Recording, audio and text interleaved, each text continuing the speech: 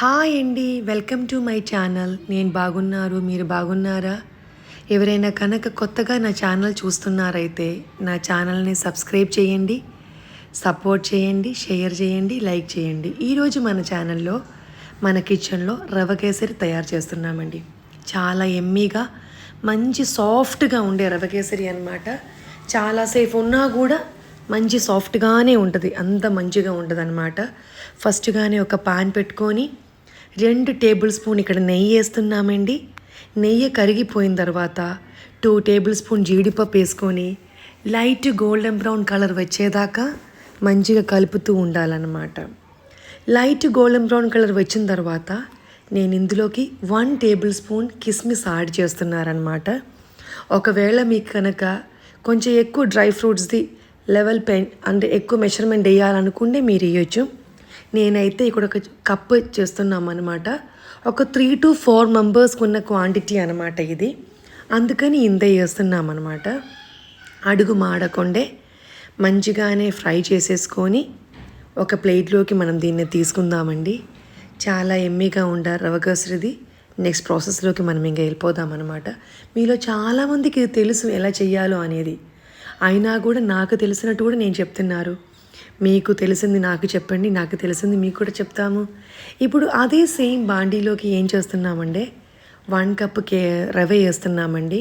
ఆ రవ అయితే నేతిలో బాగా మిక్స్ చేసిన తర్వాత ఆ నెయ్యిది అరోమా మొత్తం దానిలోకి దిగిపోయి మంచి ఫ్లేవర్ఫుల్గా మంచి స్మెల్ అయితే ఇస్తుందండి.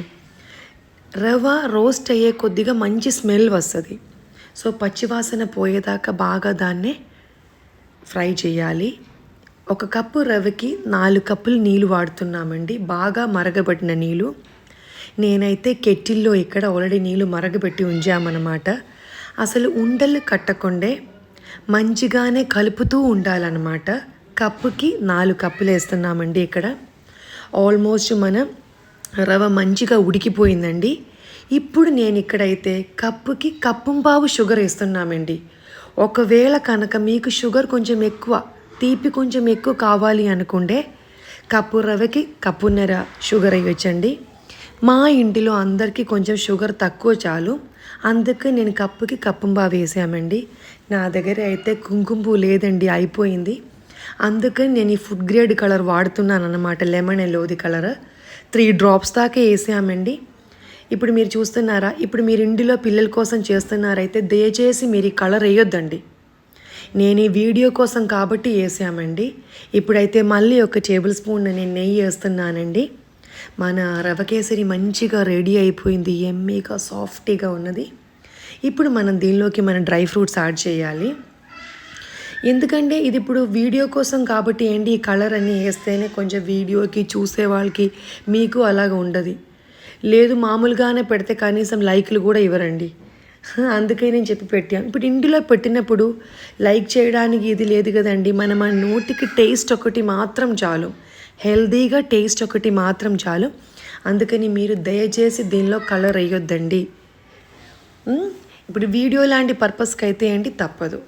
ఇప్పుడు ఇంకా నేను మీతో ఒక పర్సనల్గా ఒక విషయం చెప్తామండి. మీరు కనుక నా ఛానల్ ఎవరైనా కొత్తగా చూస్తున్నారైతే సబ్స్క్రైబ్ చేయండి. నేను చాలామంది సపోర్ట్ చేస్తున్నారు నన్ను, చాలామంది మాకు మా ఫుడ్ బిజినెస్ ఉంది అని చెప్పిన కాబట్టి మా యూట్యూబ్లో ఉన్న నంబర్ చూసేసుకొని దానికి కాల్ చేసుకొని నాన్ వెజ్ పిక్లు ఆర్డర్ చేసిన కాబట్టి చాలా థ్యాంక్ యూ అండి.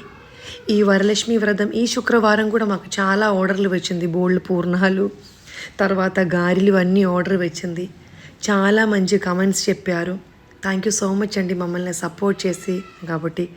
Thank you for your love and support to our channel. Thank you.